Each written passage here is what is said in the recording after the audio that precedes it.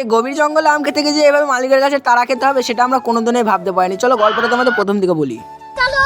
আজ এই পয়লা বৈশাখের দিনে বন্ধুরা বসে থাকতে থাকতে বললো যে চল আম খেয়ে আসি। সেই বন্ধুদের কথা মতন চলে আসলো আমরা এই গভীর জঙ্গলটায় আম খেতে। এই গভীর জঙ্গলে সব গাছই ছিল আম গাছ। তারপরে আমার চোখ পড়লো এই আমটার দিকে যেটা নিচে পড়েছিল। তারপরে আমি নিচে বসে দেখে নিলাম যে বাগানে কোনো মালিক আছে নাকি। তারপরে আমি চলে গেলাম সেই আম গাছটার কাছে। আম গাছটার কাছে আসতে আমি আম চুরি করা শুরু করে দিলাম। তোমরা এইভাবে কোনোদিন আম ছিঁড়েছো নাকি তোমরা কমেন্টে বলো। তারপরে আমি পেরে নিলাম এতগুলো আম। তোমরা কমেন্টে বলো যে এটা কি আম। দেখো গাইস, আমি এমন ভাবে খাচ্ছি যেন আমার বাবার কাছ থেকে আম পেড়ে আমি খাচ্ছি।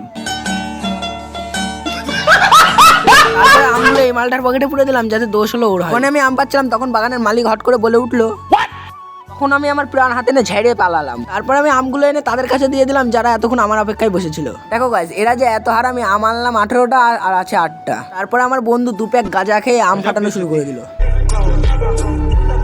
তারপরে আম ফাটানোর পর আমও নিয়ে নিলাম খাওয়ার জন্য।